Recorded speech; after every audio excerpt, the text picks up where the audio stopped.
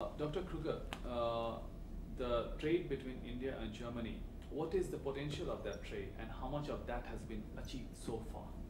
Well, I do see substantial growth potential. If you see figures, since 1991, the crucial year, Indo-German trade has almost doubled. We reach, by the beginning of next year, an annual volume of roughly 10 billion German mark.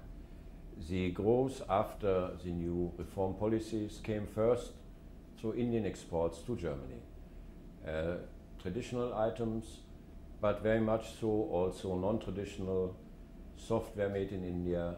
We had a lot of reporting in the German press about Silicon Valley, Bangalore. And this was an eye-opener, and a lot of companies came to India. Automotive components, our big companies are coming to India, so are the suppliers, and another area where we have success. But even when you take textiles, there's a realization that India can produce quality. We only had the other day a major show at the IGEDU fair in Düsseldorf, where Indian designers presented themselves for the first time in Germany. Again, an eye-opener.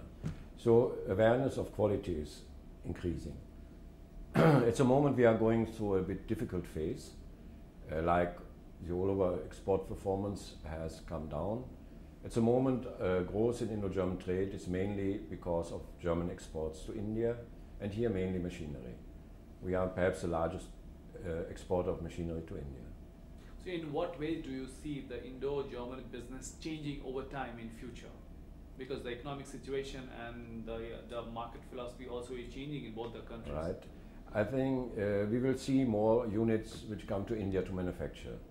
Again, statistics, since 1991, the number of Indo-German joint ventures operating in India, I don't talk about sanctioned, I talk about operating, has doubled.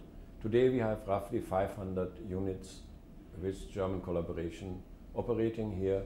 Again, mainly it is machine building industry, it is the chemical industry, automobile industry at the moment, and other areas. And I do see a strong increase of such cooperations in the future. Dr. Krueger, what are the difficulties on the ground level being faced by the German business? Well, I mean, we talk always about infrastructure, we talk about bureaucracy.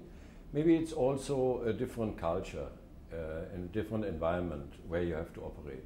One shouldn't overestimate the capabilities of medium-sized German companies to operate in faraway countries. Normally they are small companies, they come quite often from village surroundings, they have even sometimes difficulties with the English language. So this kind of cultural difficulties are as important as the questions of infrastructure or whatever we normally discuss at such occasions.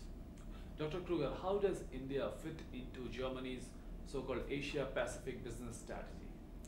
Well, you see, we have formed 12 years ago an Asia-Pacific Conference of German Industry, which is held once every second year in a different Asian country.